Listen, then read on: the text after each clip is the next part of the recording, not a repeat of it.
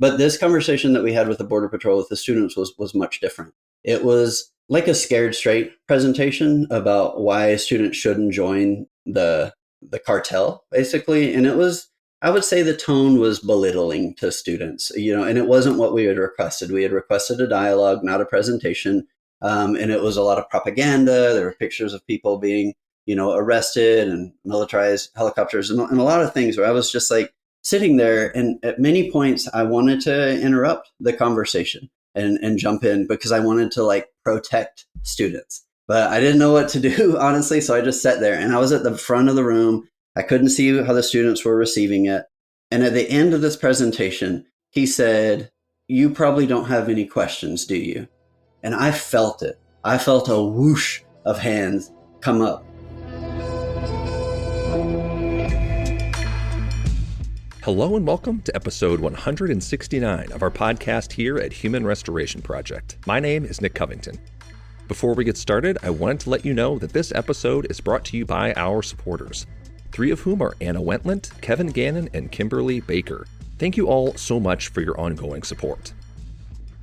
Our conversation today is with educator, author, and director of national faculty at PBLWorks, Ryan Sprott, about one of the most contentious topics in education today. That is, Teaching Contentious Topics in a Divided Nation, a memoir and primer for pedagogical transformation, which is also the title of his book. In this conversation, we'll be talking about his experience teaching an inquiry-based approach to teaching contentious topics. In a part-time project-based inquiry course, his students in Texas, of all places, engaged with some of the most difficult, open-ended, wicked questions around, or as Ryan refers to them, questions to open hearts and minds. What is the purpose of a border, and what has shaped your answer to this question?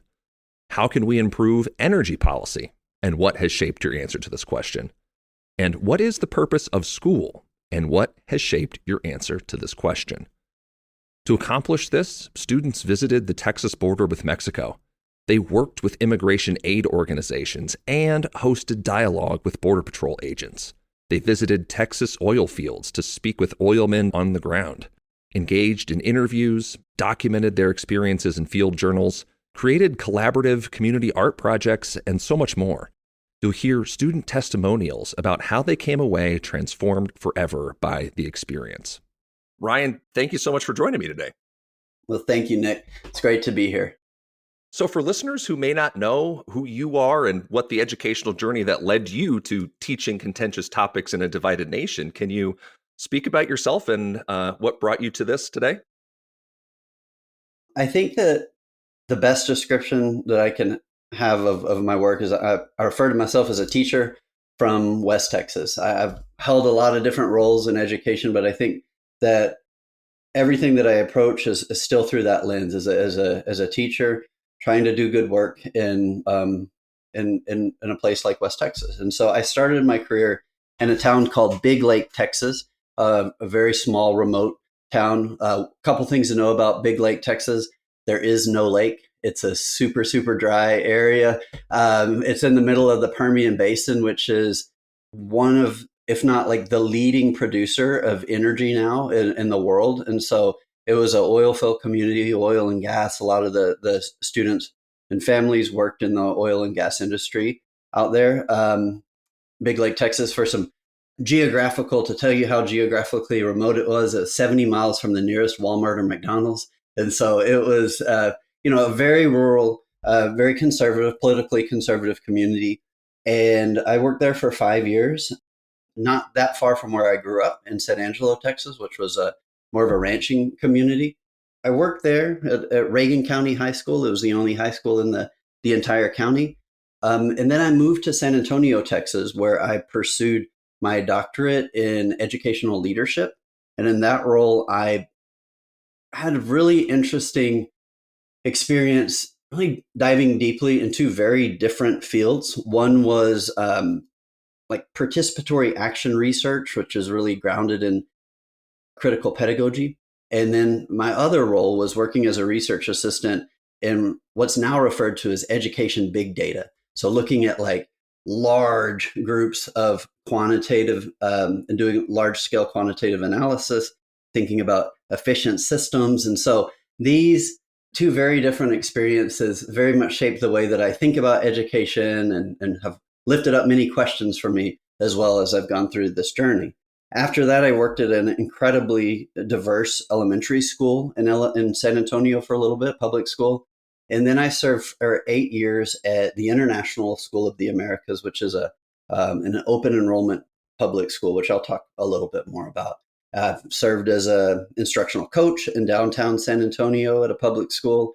And then, as you mentioned, I currently hold the role as Director of National Faculty for PBLWorks, where I get to support our wonderful facilitators out in the field who are doing work to help teachers build project-based learning experiences for their communities. So that's kind of a long intro of who I am, but I think that it's important to know that as I talk about why contentious topics are important to me and kind of how it has shaped the way that I think about contentious topics.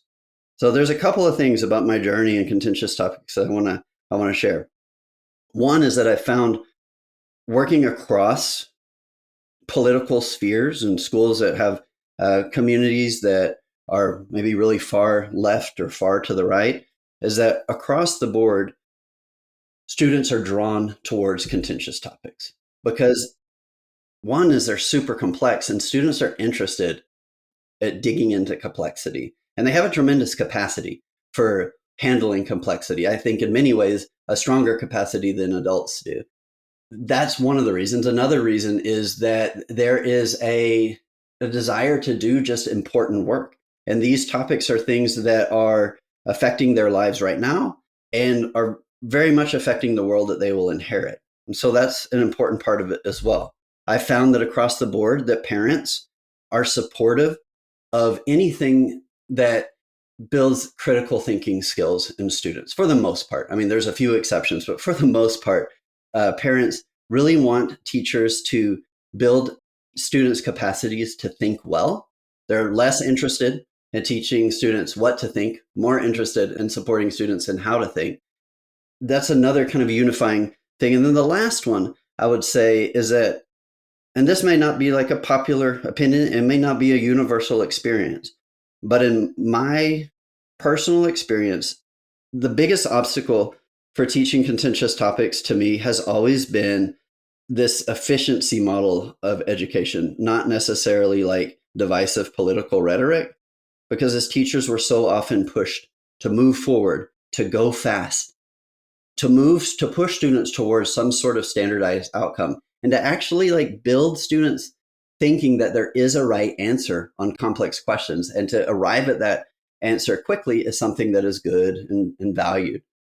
I wanted to use teaching contentious topics to disrupt what I see as like a really pervasive and insidious problem in education where there's just not much room for allowing for uncertainty, allowing students to be okay with not knowing the answer to a difficult question. And because people grasp to contentious topics in really strong ways, I thought that this was the perfect place to push against that efficiency model and allow for more space of ambiguity, more space of exploration. These topics, like as I'll talk about them more and more, my intention behind this is never to have students land on a particular understanding. Sometimes we finish a year of study on a unit and I don't even know where students stand on it, but I do know that they have deepened and expanded their capacity to think about a complex question in really meaningful ways. And they've been stretched in thinking about how people come to a topic based on their own positionality, their own experience. Those are some of the reasons that it was important to me. The other thing, just real quick, was that I didn't spend a lot of my time teaching contentious topics as a teacher. Most of the time I was teaching things like the Han Dynasty or early in my career, like the Lord of the Flies or whatever, right? Like that's what I was doing. And this probably was like, if you add it all up, I don't know, between 1% to 5% of my time was in contentious topics, but always the most valuable experiences for students were when we dug into these things of meaning, where we somehow carved out space to do this. And for me as a teacher, it was the most important, like growing thing for me to hear and listen to students' experiences around these and learn alongside them. And it's so powerful just to hear you recount the importance of teaching contentious topics and sort of remarkable too to hear how you're saying, even though it may not be an intentional outcome of the systems of efficiency, it's still where the system of efficiency pushes people towards certain answers or certain ways of thinking or certain pedagogies within the realm of contentious topics or so-called divisive topics that tend more towards one-off debates as opposed to like deep and meaningful discourse that brings in a lot of perspectives. And so it's really interesting to hear you say that one of the biggest motivations was not necessarily, it wasn't an explicit political agenda so much as it was disrupting those efficiency measures that push us into ways that are counterintuitive and counterfactual to the goals of education, which is to broaden our perspectives and experiences. Yeah, And and I wonder, can I yeah, add something real quick? of Like, course. and I even think that I don't know this to be true, but I have a wondering about might our political division and how people are so quick to grasp onto conclusions with like very little authentic investigation. Might that be a system? I mean, a symptom of this larger system that we have, right? And so I really want to push against those things in order to hopefully, like explore different options to build people capacity just to sit with uncertainty a little bit longer as they explore these topics. Yeah, there's just so much to be said about an environment today, be it media or political discourse or other things that privileges and values the quick answer. Yep. If you get on national television, you say, I don't know, or I'm not the right person to ask about this. Talk to somebody who's closer to the issue and their experiences, or somebody who has a more nuanced perspective. Well, they're not going to get airtime again. Right. So it's sort of a self-selection process of, certainty begets certainty. And ultimately it's just sort of a hollow facsimile of of all of those things, because you're not actually arriving at certain answers, just you're just projection or the performance of those things, when really meaning and understanding comes through recognizing your own uncertainty and grappling with different perspectives around those same issues. I wonder if you could speak to, because I think people hear at the top that, you're the director of national faculty for PBLWorks, and, you've said how these experiences teaching contentious topics made up 1% of your teaching experience. Maybe they'd think that you taught at an inquiry-based school or a PBL model or something like that, but that is absolutely not the case, right? You were inserting these wonderful inquiry models in between the periods of the school day in a really interesting way. I was wondering if you could speak to that for learners or for listeners. Yeah, for sure. That's such an important thing to lift up. I did teach like I did a lot of these projects at a wonderful school, and I want to name that. Like it was the International School of the Americas, public school of choice in a large Texas district. But this school was one of the flagship schools for the International Study School Network, and so we were built on this foundation of global competence, and we had this graduate portfolio and profile that were built around ideas that included investigating the world and recognizing and weighing perspectives. Each grade level took a trip outside of state, like the juniors would go along the civil rights trail. We had the largest student-run Model United Nations in the country. So there were a lot of like really, really innovative things happening at the school. But at the same time, we were a public school in Texas. We were a school within a school. We had a 50-minute bell schedule. Everybody took certain classes. At our school, every student took AP World History, which was the course that I taught at ISA. We had report cards. We had grades. At that time, we had class ranking. We all took the state standardized test. And so it was a little bit of a blend, right? Like to do this. But in these like deep dives in contentious topics, we had to hold them outside of the regular school day, right? Like I had principals that were like, hey, we can find a place to weave this into the schedule. They're super supportive. But the kids they weren't willing, even though they wanted to study it more than anything, they weren't willing to give up an opportunity to take another AP course, because the AP course was what was going to give them the grade point average that would be a little higher. There was like a multiplier effect on the grade point average, And so although they would much rather take my borderline course than my AP World History course or whatever it was so much pressure to be in this like larger machinery of in this competitive standardized machinery that just allowed for this opportunity for what they really wanted. And what I really wanted was this deeper inquiry in something that was highly relevant. And so we ended up having these courses before school, during lunch. So people would rush to the classroom to talk about like the Monroe Doctrine with their red cafeteria tray in hand, right, to do this. And we only met, for these courses, we only met once every 2 weeks, and we would maybe have like one field trip or two trips throughout the year. So we spent a lot more time in my AP World History class with the students than we did in these specialized classes. But I would argue, and I think the students would say the same, and they would probably be more adamant about it than I am, that these peripheral experiences to the school day were far more important, far more valuable than they were having in my mainstream classroom. And we'll talk more, I think, about the student reflections and the testimonials of those experiences. And I think for listeners approaching contentious topics, thinking in the context of Texas and the structure of how you structure that inquiry that you just spoke to here, you were really only able to pick 4 topics, I think, over the 4 years that you ran sort of these year-long inquiries. And it's not like you started off with the least contentious topic in the book, right? Capital punishment in Texas, followed by the land trilogy, right? With borderland, oil land, and school land, I think in that order.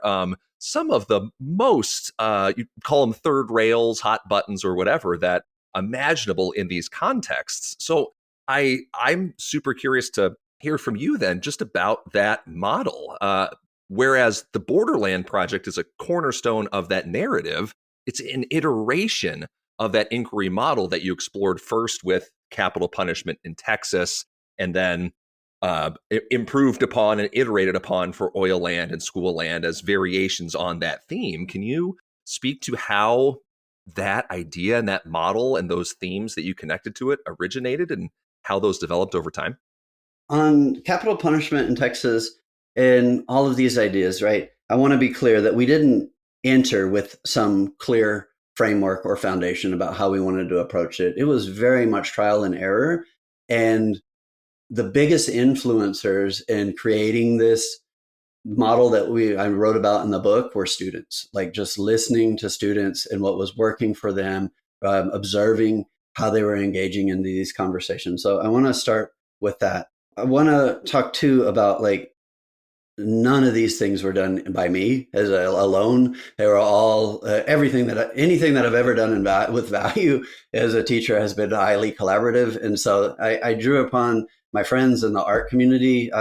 Really, all of these topics have stemmed from what was something that was really important in our like the news cycle. What were students caring about, and also who do these art? I worked with a lot of artists and was fortunate to be connected to an art community. What were they also interested in doing work as professional artists? And all these artists who I worked with in each of these projects, like Mark Minjabar, who I worked with in capital punishment in Texas, he said something along the lines that, whenever I have a question, I find it best to pursue it in collaboration with others. And he was particularly interested in working with students to see their perspectives, and also just because of the nimbleness of their of teenagers' thinkings on these issues and their deep curiosity.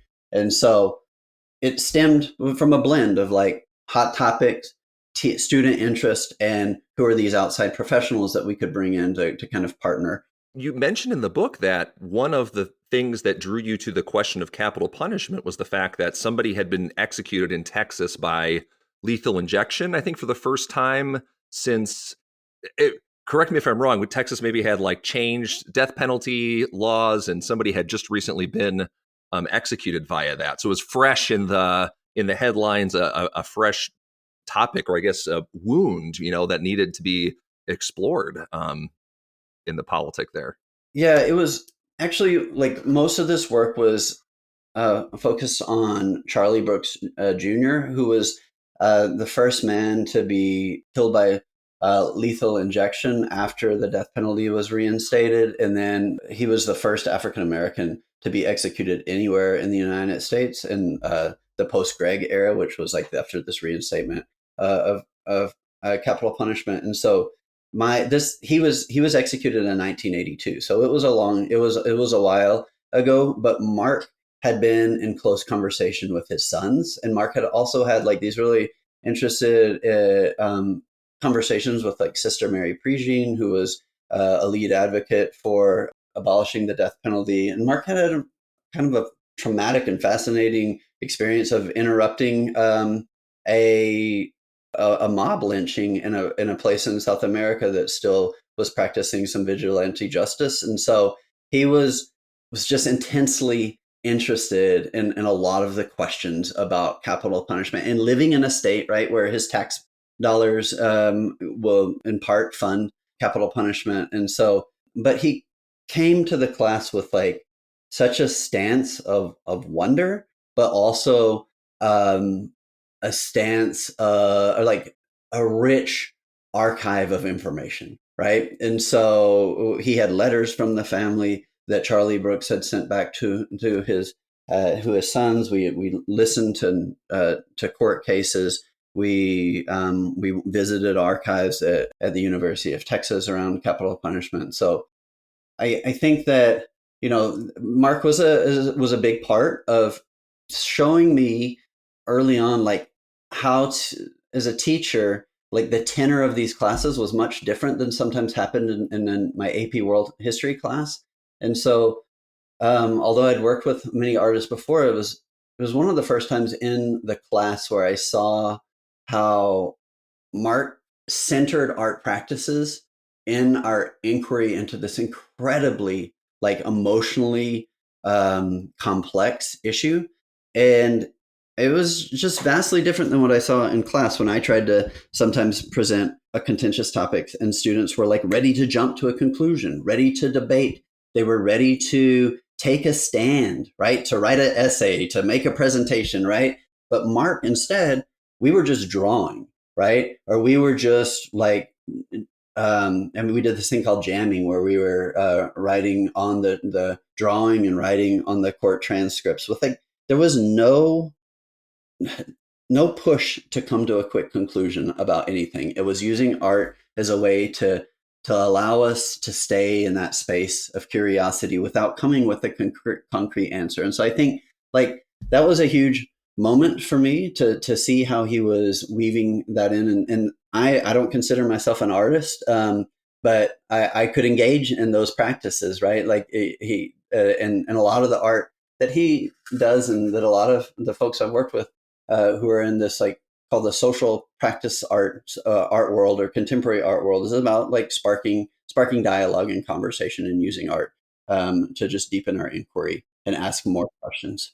There's such an interesting through line from what we were talking about earlier about efficiency and then to bring it back to art and situate that within the context of a student performance in school, which so often, right, demands some sort of convergent thinking on some idea, right? Where regardless of thinking about things, you have to defend with evidence some sort of proposition. And maybe it's contentious or maybe it's related to the content of a course, but the artistic processes that you're describing really tend to lead to divergent thinking, right? An expansion rather than a contraction of possibility and performance, and really lead students to perhaps ask more questions at the end of the learning than have answers in the part of that. And yeah, I love the activity that you describe of the jamming on the actual court transcripts, how you all had read that there, the artistic expression and drawing. At some point, maybe it was your artist friend or so and made this wonderful dialogue table where people could sit at this and it had questions related to capital punishment and things that you could engage with dialogue and not necessarily have answers about.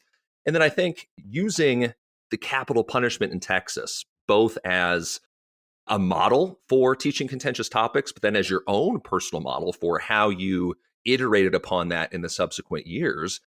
Let's talk about the land trilogy here then. And what question was the focus of exploring borderlands and the meaningful context. How did that get into oil land? And then finally to look inward at the model of school. Yeah.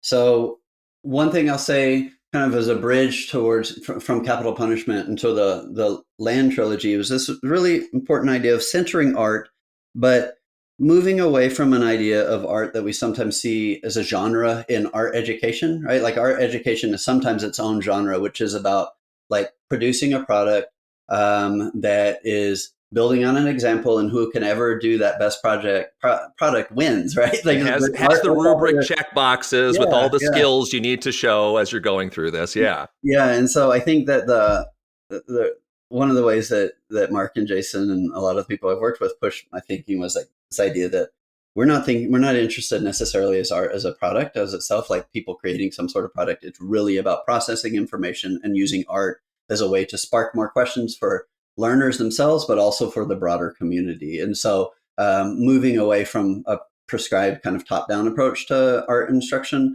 to something really far more in like the contemporary art space. And so there's that.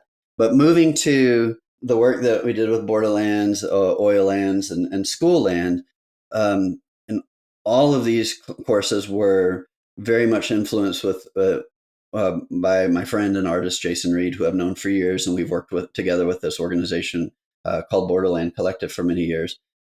We used a lot of the centering of the same art practices that Mark and I had used, but we started making some adjustments. And one adjustment that we did was really wrap the project around a central question.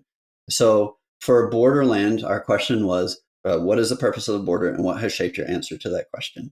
And in capital punishment, we spoke with a lot of different perspectives of people who hold different perspectives. But in Borderland and Oil Land, we went full throttle with that. In Borderland, we asked the question, what is the purpose of a border, and what has shaped your answer to that question, to Border Patrol agents at the border. We went to the border and we saw the border at Santa Ana Wildlife Refuge, which at the time was one of the few places without a border wall in this region of Texas. And we saw the border just as a tranquil river with butterflies floating around and migratory birds.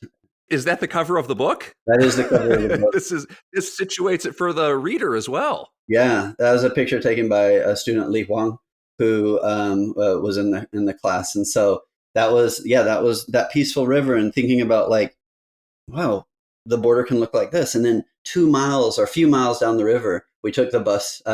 We always had amazing bus drivers when we took these trips. They were like, yeah, well, whatever, we'll do it. And we found out that there was a militarized outpost close to this. And we went there, and we went from this tranquil river to seeing a heavily armed, guarded, like 2-story fence and gate that was there with Humvees and all kinds of machine guns and everything. And so it's like, what is the purpose of the border there? And you're thinking about it. We worked at the Sacred Heart Respite Center, which was run by Sister Norma, who provides aid, for many years has provided aid to asylum seekers in the area. So we met some asylum seekers and made some soup. We sorted clothes and helped people get ready for the next part of their journey. We spoke with Eddie Canales from the South Texas Human Rights Center. And Eddie, for many years, he passed away this past year, but an incredibly dedicated person who for years put out water barrels in this part of Texas. That was one of the most dangerous crossings in the United States, where people from Mexico were traveling in from Mexico were trying to avoid a border patrol checkpoint and would die from dehydration in this large area, the brush country of South Texas. So, I mean, we talked with global ambassadors who were visiting San Antonio on a totally different thing, but they were experiencing immigration in a different way due to the Syrian refugee crisis around the same time. I mean, just person after person after person, and just trying to get we were trying to understand the complexity of a seemingly simple question, right? And we asked this question over and over and over to people, to ourselves, from the beginning of the year to the end of the year. And the goal of the class, really, if it was anything, was to see how our answers were shifting and changing over time and becoming more complex and nuanced. It wasn't about like, you have a right or wrong question or yours is different than this person. It wasn't about a stance, right? It was about just deepening understanding about this very complex topic. Shifting to that concept then of deepening and problematizing, complicating student understandings and reflections. One of the coolest parts of the book that I found is not just the inclusion of student reflections from journals and things that they had kept at the time, but also you had reached out to students who, had since graduated, were out in the world, some of them working in a lot of these capacities in and around Texas too, but asked them about the impact of these experiences, especially as it relates to borderlands. And I'll maybe just read one or two of these so people can get a sense of the impact here. And this, to me, as I was reading this too, thinking about the context of efficiency and school measurement, and I kept saying, where is this valued in our measurements of school success and achievement and everything else, right? Like, it's one thing to take a dipstick of a test score or something at a certain time, entirely other one to reach out years later and hear from students about the things that impacted them. One of the students says, currently as a young professional, I realize how much the course opened up my eyes to the use of art to explore complex social issues as I continue my graduate classes as part of Colorado State University's Arts, Leadership, and Cultural Management program. It is impossible to ignore the ways experiences like these impacted my own awareness, activism, and drive to create space for intersectional education through creative expression. There's no doubt in Ellie's response here that she's channeling a little bit of Ryan and that experience, I bet. I'll read another one. I'm not cherry picking. I'm just picking a random page in the book and trying to find one. This is great too. When we traveled as a class to McAllen, Texas, the border as a concept suddenly became quite real and personal.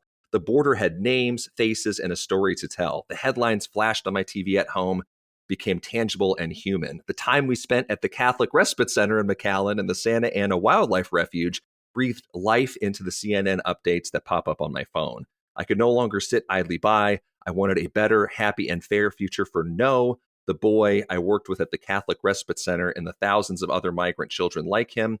I now work as a legal assistant for the Races Children's program in Austin. A lot has changed since the Borderland course, but I'm happy to say that the core values Borderland taught me remain very much relevant. I continue to greet my community and current events with a curious mind and a driven heart. I continue to seek out and uplift humanity in the face of rigid immigration policies and callous indifference towards human rights issues. I continue to ask better of myself and those around me. I'm committed. I'm passionate. I have Borderland to thank. What a testament to the power of this. Is this what you had expected when you reached out to students? What No, no, what no. surprised you when Paige and Ellie and Noah and Daniela reached back out all these years later? I was just supremely moved by what they shared about the influence, and I'll make a note. Nobody's saying that about my other classes. So I mean, so it's like it really is like the. I mean, that's what I wanted this book to be about. Is like the pedagogical imperatives really can just redefine a relationship with students, between students and teachers, with students in the world, and so the pedagogical foundations of an experience are just so important. So I think like I was always moved by these students, right? Like, and that they move me honestly. Like, if you want me to be fully transparent, like they move me to do these classes, right? Like, because it was their curiosity, their goodness, right? That like I wanted to just provide spaces for them to more fully become the people who they already were. And so I think like that was a big part of it. But I do think that you asked what surprised me. I think what surprised me was not that it was a meaningful experience. I had a sense right at the end that it was a meaningful experience, but that how many of them are doing things that are directly connected to this one topic that we probably spent like, I don't know, not that long. I don't even know how many hours, but not that many hours on it. Yeah. I think some people entered the course because they were already interested in these topics, but it certainly, like, it's evident if you look at these quotes and where people are now, that it did have an impact on some career trajectory for sure. And I think it's such a testament to that approach to contentious topics, not that students left feeling like they knew the right answer or they felt like they could better engage in a political debate or whatever, but the fact then that their experiences with Borderland in particular activated them to get involved in the issue regardless of what angle or what lane that they picked to get involved with that. It really activated something in themselves at the level of purpose and meaning to say, well, this is not something you heard it in that last testimonial. This is not something I can ignore, right? I know the people that are impacted by the headlines that pop up on my phone notifications, right? Like now that I know, I can't help but act in the world. And that to me, I think is just such a testament to this kind of education that, again, you're saying was 1 to 5% of the total time teaching and not necessarily a component of the other coursework that they were taking. Yeah, absolutely. This was a course, I don't know if you call it a course, this was an inquiry that occurred sort of as an extracurricular club to explore these issues. And given the quality and depth of student experiences and reflections that we're referring to then, how did you put a grade on this? Or how did kids know that they were learning and what they were learning if you weren't grading the things that they were doing? How did you approach that? Everybody got 100. So, So, everybody got 100. Yeah. so that means that you gave them 100 and then they just didn't show up and try and they didn't care anymore? Right. Yeah, they did. Yeah. No, Because that's what I've heard has happened. Yeah, that's what happens, right? I mean, I will say, and I can talk about this a little bit more. Like, I think that if there's one learning that I would go back and do differently, I would have a clearer imperative to have stronger assessment.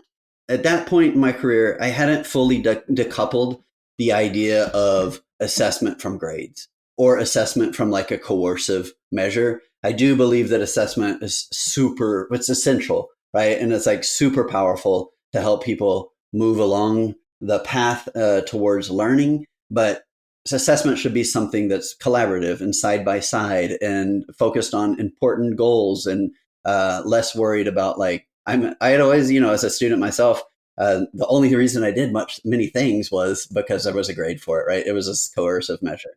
I was recently, just a couple weeks ago, I've been reconnecting with some of the folks in this class, and I was having a conversation with several of the students, and one of the students said, not having a grade, that was the first time in my life I'd ever done academic work that wasn't graded. And you know what? It was the first time in my life where I ever felt free to really ask critical questions, because I'd always worried about, I need to ask a question that's going to lead me to what the teacher wants, right? Like, or to what the test wants or whatever. But it was really about the teacher. Like, she had been so concerned about like, well, this is what this school thing is all about, is getting the grade. And she said that it opened up the possibility to ask questions that, without even thinking about what was the appropriate question to ask or the right question to ask or what was going to lead to something. And so I thought that was a super powerful comment. The other thing about, like, when we're talking about teaching contentious topics and we're moving away from an efficiency model, if people are worried about what a teacher wants, this isn't going to be effective. It's not about trying to read the teacher's mind. And I'll say, like, the worst way to do any of these courses is trying to move students towards your own political viewpoint on a genuinely complex topic. And so grades muddle all of that. I think that you don't have to move away from grades all the time, but in situations like this and contentious topics, we're really trying to get people to be okay with not knowing and to be uncertain for a little bit. Grades are kind of run counter to that. Yeah, because what would it mean to say, oh, I've participated in this process, I've opened my mind to this dialogue. What do you mean I got a C? Yeah. for what'd you take off points for? And then they're going to be doubting, that this process is beneficial and effective, right? Again, recognizing how vital feedback loops and assessment and reflection play a role in that, but also the actual harm that grades can cause to a safe learning environment Mm-hmm. where you're supposed to be exploring and asking the quote unquote wrong question, or you're supposed to be proposing answers that are going to be disagreeable, to some people, to probe and prod, right? How does that fit into the topic here, right? It stifles that emotional and intellectual safety if they're going to be judged and evaluated and receive a low grade for that experience. Yeah, thanks for bringing that up because it is that's another thing about these courses is they were really communal experiences and that it was all about relationships and building something together. Although it was like we all had different perspectives, we were all moving towards a final presentation of our learning. And Mark again and Jason, they had many ways that they were able to combine different perspectives into beautiful art. Like Mark had this manifesto, which he gave the students prompts at the end of the year, where it was like, "I am for a border that dot dot dot," and the students would fill out that stem. And in their answering of that stem, you could begin to see that everybody had different perspectives, but we also had like this common learning experience. I can read a couple of those. For listeners, it was all compiled into this one book for basically public display. And I think what a cool recognition of the collaborative nature of this, that this is the culminating exercise, not our answers to test questions, but here is the culmination, I suppose, of all of our questions and our process we contributed to this topic together. Yes, exactly. And like on this manifesto, some students' answers were, and they all stood up right in class at the end and said, "I am for a border that," like, and so one student said, "I am for a border that treats people on both sides as human." Another student rose up and says, "I am for a border that rips a closed door off its hinges." And another claimed, "I am for a border que se acuerdo mi abuela," which is that remembers my grandmother. And so it was a collaborative thing, and it felt so different. It almost felt to me like akin to being on a sports team or being in band, where it's like we're in this thing together. You don't grade your basketball team, right? You don't grade the band. I mean, maybe you do, but that's not what drives those experiences, right? It's being part of a community. It's about doing something that's important. I also say, like, not every student was.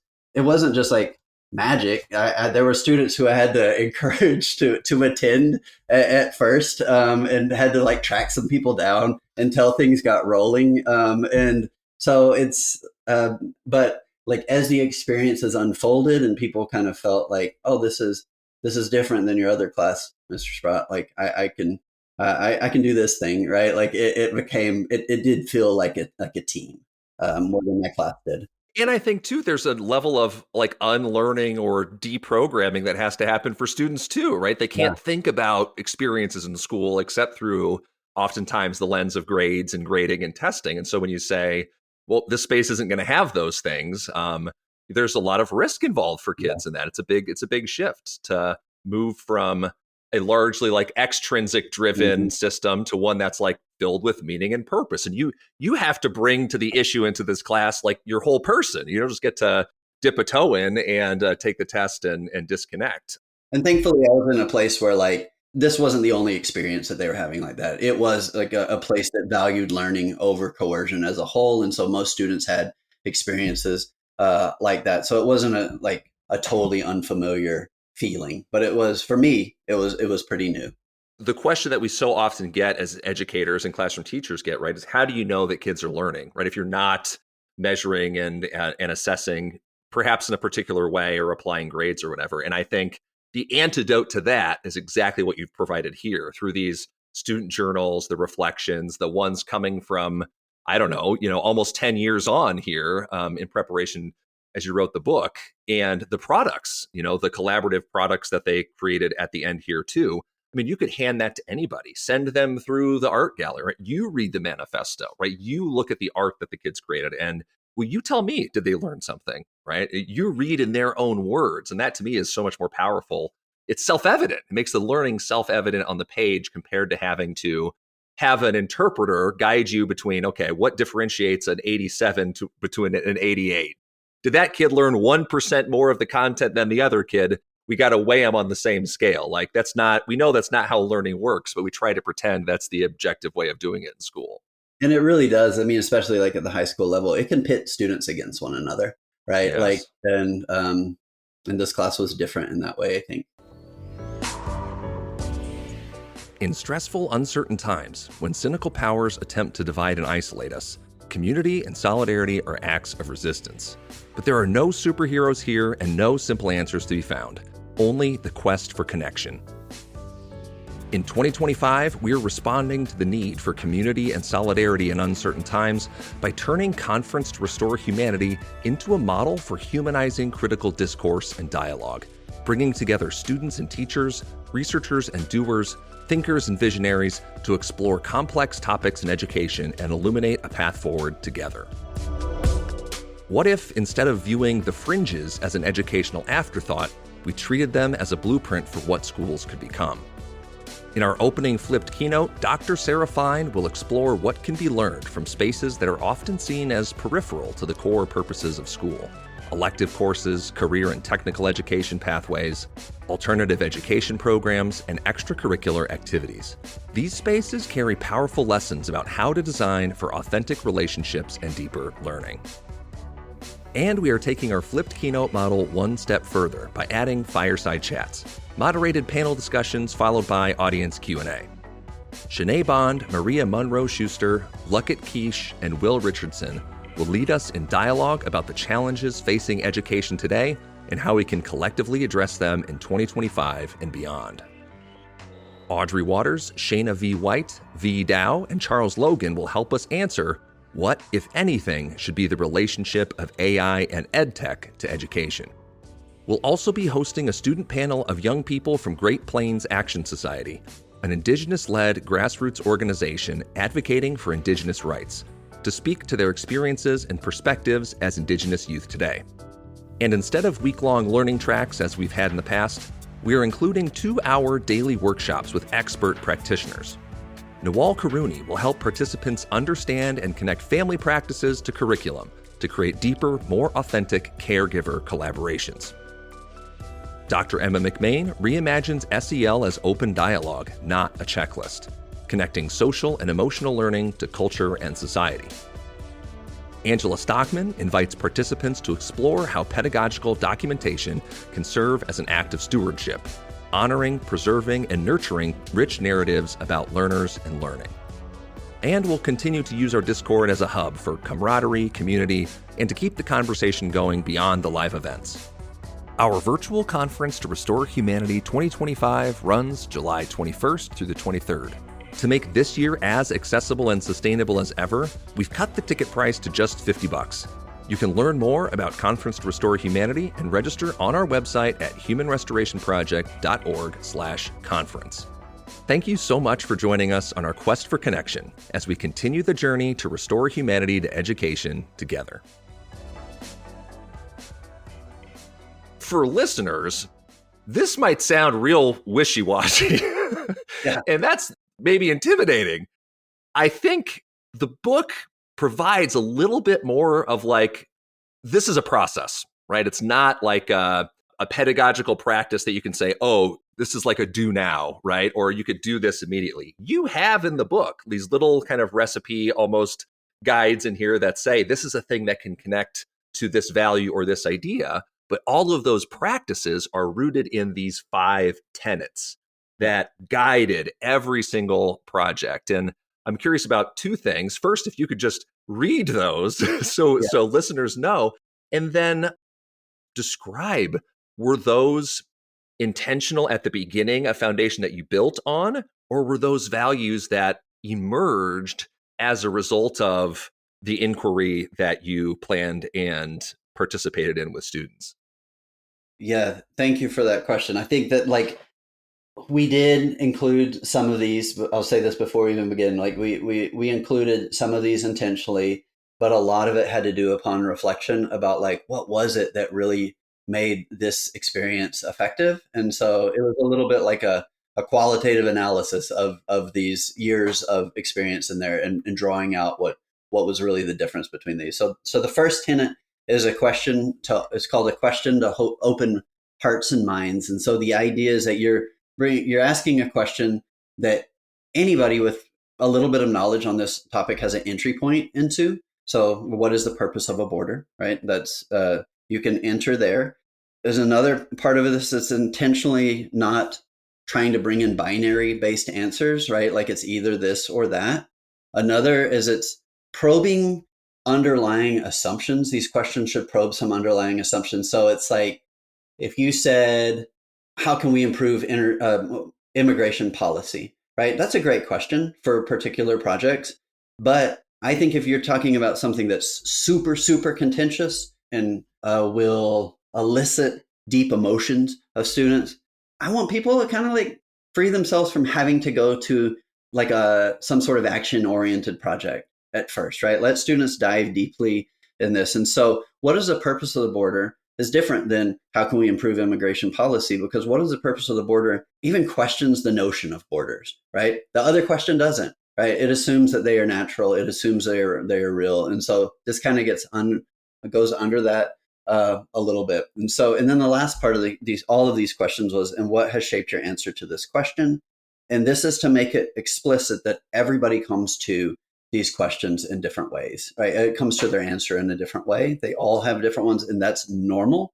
And guess what? Yours can change as you encounter more information, and it should change throughout the year as you're gathering new perspectives. So that's the first tenet. The second one is art is inquiry. I think we've talked about that a lot. This idea just to center art as a way to not focus so much on the product, but as a way to process these complex issues and maintain that sense of curiosity. The next one is dialogue as action. I believe that by refiguring who speaks and how we speak, it really changes the world, changes how we see the world. It changes how we see one another. And so when we think about dialogue as action, we always would use these protocols for dialogue, which were like almost recipes, as you said, like recipes for conversation that would allow certain amount of time to listen, certain amount of time to talk, just to have a more equitable platform and a focused platform for conversations instead of debate, right? We want to be clear that let's move away from debate. Debate's a fine activity, but again, if it's something that's really contentious, debate often just pushes people further into their own perceived notion. And even if you're getting people to debate the other side of a topic, it still pushes people to think about the topic in a binary way. It's either this or that, instead of like a polychromatic view of these topics, which are not two-sided, right? They're far more complex than two sides. And so that's that. Assessment for liberation. We've talked about assessment a little bit earlier, but this idea that it is important to think about what are some key competencies that students might be building. And as a teacher, how might you walk alongside those students in a collaborative effort to help them build those competencies? And then the last one is mindfulness for mitigation and collective creation. And this is this idea that like these conversations are tough, but students are really resilient too, especially if there is a trauma sensitive foundation for the course. And so I think that a lot of this last tenet about mindful practice is about how do we build a trauma sensitive foundation so that students can activate their prefrontal cortex to feel to feel support enough to know how to gain support, know how to breathe, know how to practice this in order to persist in challenging conversations, to persist to encounter things that might be very challenging to them, and to know that they will be okay, and to build the skills to be okay, to continue to ask those questions and to move forward and to move towards like what I've heard described as anti-fragility, right? Like to build some resistance in that way so that they can, continue with that inquiry. So there's that. And then also like with mindfulness, it's about like slowing down. It's about understanding that knowledge is always shifting instead of thinking a knowledge is always fixed and something that should come from above. And so a lot of the mindfulness work was inspired by Ellen Langer, who's like known as the mother of mindfulness, has been a Harvard professor for many years. And this idea that like mindfulness is an awareness that perspectives are different, that everybody comes to a situation from their own way of thinking, and mindfulness and is an understanding that those things are always shifting and changing and evolving, and that things aren't just fixed in the world.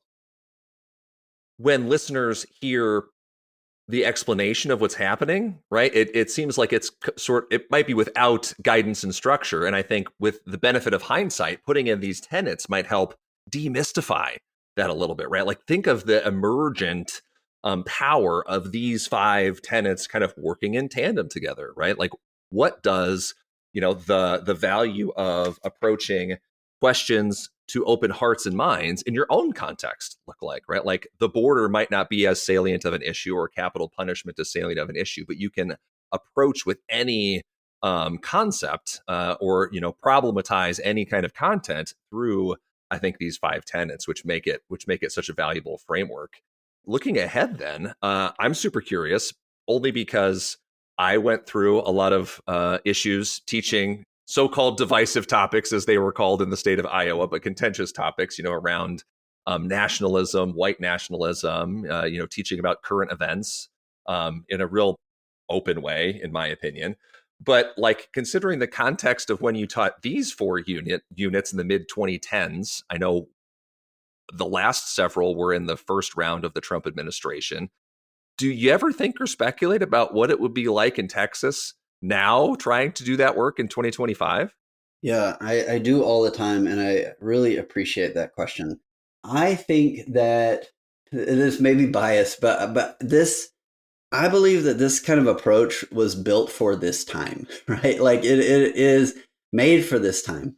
And not all your listeners were probably in Central and South Texas in 2015 and 2016 when we did the Borderland project. But this framework was built in a pressure cooker, if that makes sense. In 2015, 2016, I would argue that immigration was a hotter topic in our region than it is today. The year before, 68,000 unaccompanied minors had crossed the border every day in the news. There were stories about asylum seekers. There were stories about overflow of prisons in the region, youth seeking support. And this was during Donald Trump's run up from a fringe candidate to the Republican nominee. And so there was a ton of rhetoric around that. And the national rhetoric that we're hearing around immigration was nothing new from Texas. And even policy approaches of what we're seeing nationally have been bandied about in Texas for a while. And again, this process is not about like getting students to take a stance on an issue, but what I have found is that when students have an opportunity to grapple with complexity in a trauma sensitive foundation, to be with a diverse group of students, to have frameworks that support an equitable and focused conversation, and that previously marginalized voices are foregrounded into the conversation, right alongside dominant voices in the conversation, students leave with a more compassionate understanding, with a deeper interest in the topic, a more humanized understanding of the topic. And so I do feel like that this is actually an approach that I'm not trying to sell the book. I make like a nickel off of the book, right? Like it's but it was made for this moment, made for this time, and is could be helpful for people who are trying to think through this. And again, I'll say like the most insidious thing, right? I still don't believe it's the political rhetoric. It's bad, right? It's harsh and it's tough, but it is these broader systems that we have lived with that push us towards quick conclusions and standardized understanding, and that we don't question nearly as much as maybe some of the really painful and harsh rhetoric that we're hearing around us. And I want to tell just like one quick like example. Like I've talked with social justice educators with like a really strong social justice bent, and I've told them that like, yeah, we talked with the Border Patrol, we've talked with conservative politicians, and their response in some cases has been, why? Like, why would you do that? And my answer to that is like, how could you not talk with somebody who's arresting people on the border, later, after the class, engaging in the child separation policy and pulling mothers from children. How could you not hear what is motivating those individuals to take those steps? They're an important voice in the conversation. And like, I think that it's essential that we trust students, if we've given them the conditions and the skills to think critically, to engage with perspectives that are vastly different than their own. And I'll give an example, because when we went to the border, the student spoke with the Border Patrol, it was a very uncomfortable conversation for me as a teacher. We had met with several Border Patrol agents earlier in the summer as we took some faculty down there, and it was a different conversation. That was like a fascinating conversation where they were talking about the complexities of the work, and what was it like to be raised in the border, and to be doing this work and have grandparents from both sides, and it was really interesting. But this conversation that we had with the Border Patrol with the students was much different. It was like a scared straight presentation about why students shouldn't join the cartel, basically. And it was, I would say the tone was belittling to students, and it wasn't what we had requested. We had requested a dialogue, not a presentation. And it was a lot of propaganda. There were pictures of people being, arrested, and militarized helicopters, and a lot of things where I was just like sitting there. And at many points, I wanted to interrupt the conversation and jump in, because I wanted to like protect students.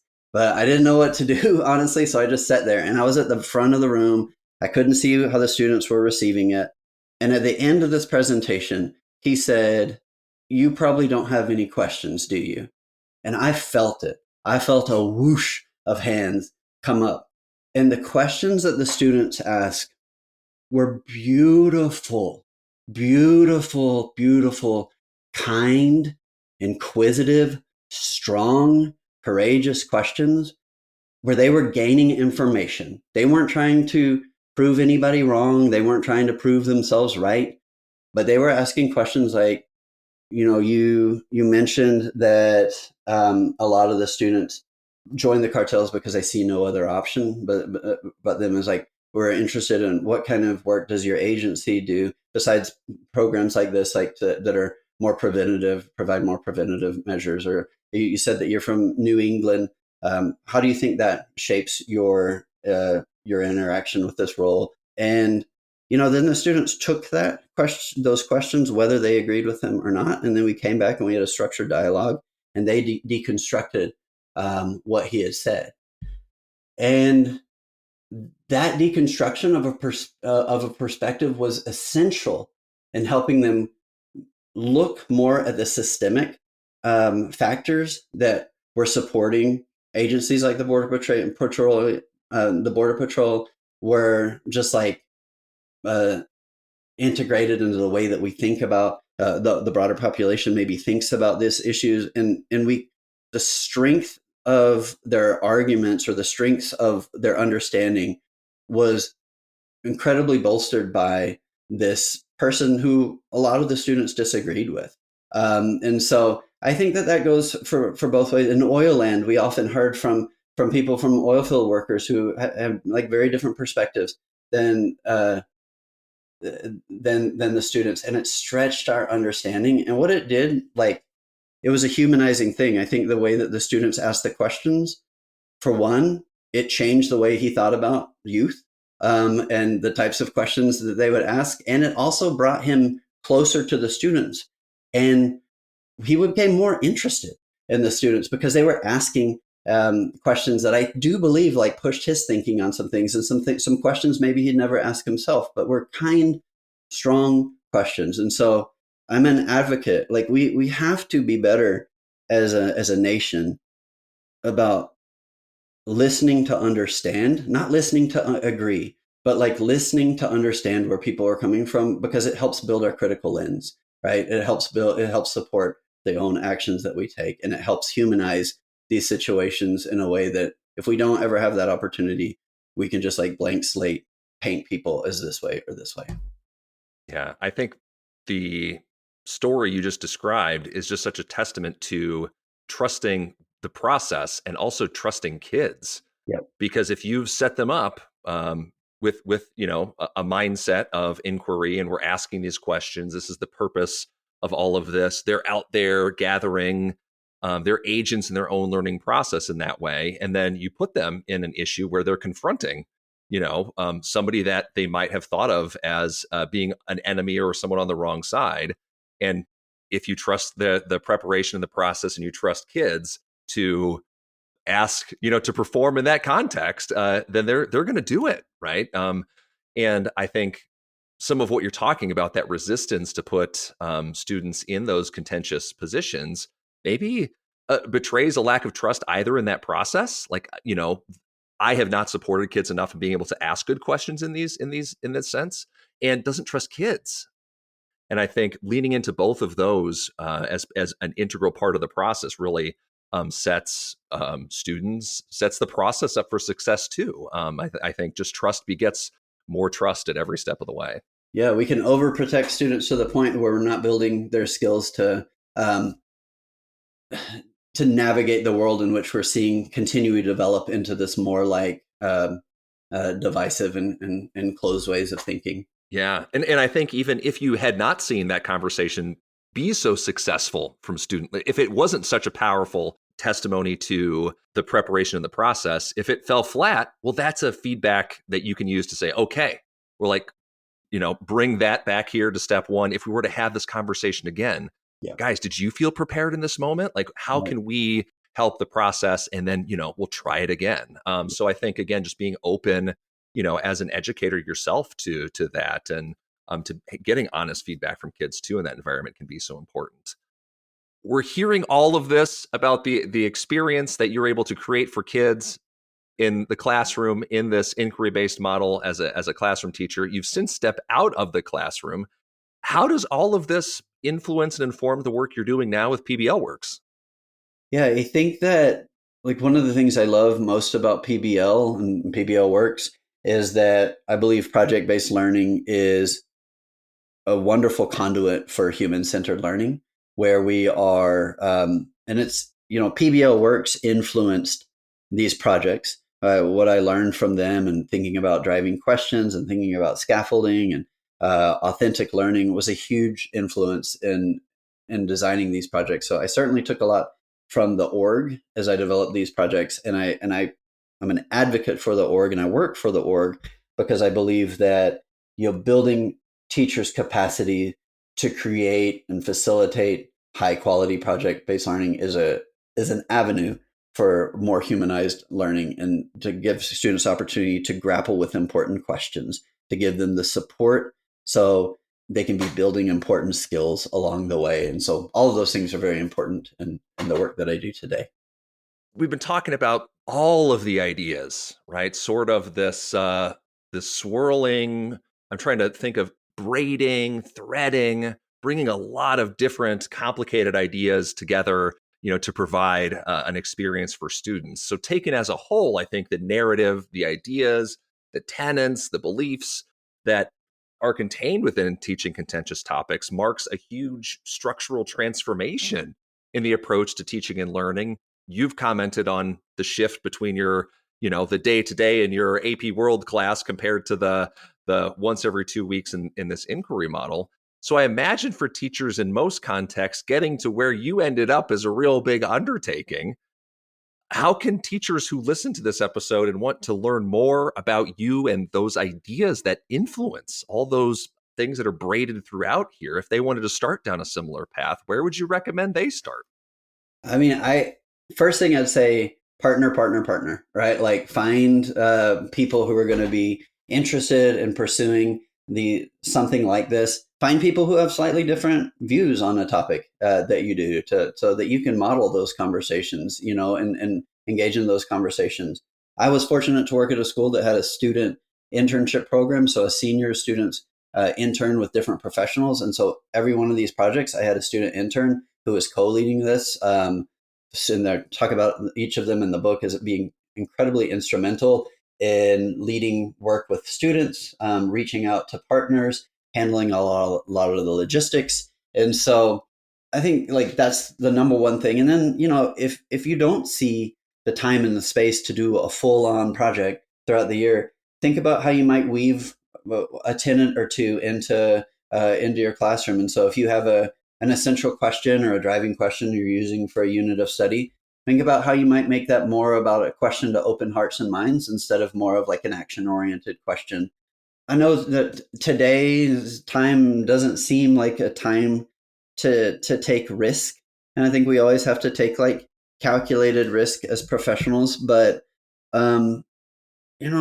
everything that I did and have done as an educator that I find meaningful was in some way a risk, right? Like, and putting myself out there. So I, find the right level of risk for you and for your context. And I think students appreciate the willingness to put a foot out there. And then also a huge thing is a willingness to be uncertain and to not be the holder of the answer and say like, I'm interested in exploring this. I know that y'all have different experiences. In some cases, you may have a lot more experiences in this topic that I do. And I want to learn alongside you. And I genuinely wanted to do that in every project, and students were instrumental in pushing my thinking forward. And so another thing is just like let go of having to be the holder of knowledge and the holder of authority. And there's nothing more freeing than that. And that's another reason I like contentious topics, because I don't know the answer to them. And it makes it authentic, right? It is an authentic exploration, and students love to see the teacher not quote unquote knowing everything. Yeah, it's authentic and it's collaborative, right? Yeah. You're modeling the same ways of thinking and understanding as kids are, and grappling with new perspectives at just the same time. You might not have ever heard this voice before, so you're having to, compare your own ideas and thoughts in there in the moment. And what a more powerful introduction to kind of breaking that student-teacher dichotomy, or that binary, or that power struggle, with a question to open hearts and minds, because it's going to require you open yours too, and not just demand the same for kids. Yeah. We've been talking, Ryan, about this book, Teaching Contentious Topics in a Divided Nation, a Memoir and Primer for Pedagogical Transformation. If people have been listening to this and they want a copy, how in the world can they get one? They can. It was a self-published book because I had a very specific approach to this, and I didn't know who would publish it. And also I got to give a shout out to Molly Sherman, who designed the book. It's a unique education book, and we wanted to make something that teachers, after a long day of teaching, who want to keep learning, don't have to just look at small pages of black and white text over and over and over. So we wanted something that felt good and looked good. And so, huge shout out to the beautiful design by Molly Sherman. And you can find it on Amazon. Just go to Amazon and search Teaching Contentious Topics, Sprott. It's a weird name. Nobody has Sprott, so it shows up pretty quickly. I will just second the fact that it is a gorgeous book. It really doesn't look or feel like an education book. It's like an anthropological ethnography, right? It reads more like those books on my shelf than it does, here's, a pedagogical approach to teaching contentious topics. So I will definitely second that. It's beautiful. Thank you so much, Ryan, for taking the time to talk with me today. Thank you, Nick. I appreciate all the work that you're doing. It's been a real pleasure. Thank you again for listening to our podcast at Human Restoration Project. I hope this conversation leaves you inspired and ready to start making change. If you enjoyed listening, please consider leaving us a review on your favorite podcast player. Plus, find a whole host of free resources, writings, and other podcasts all for free on our website, humanrestorationproject.org. Thank you.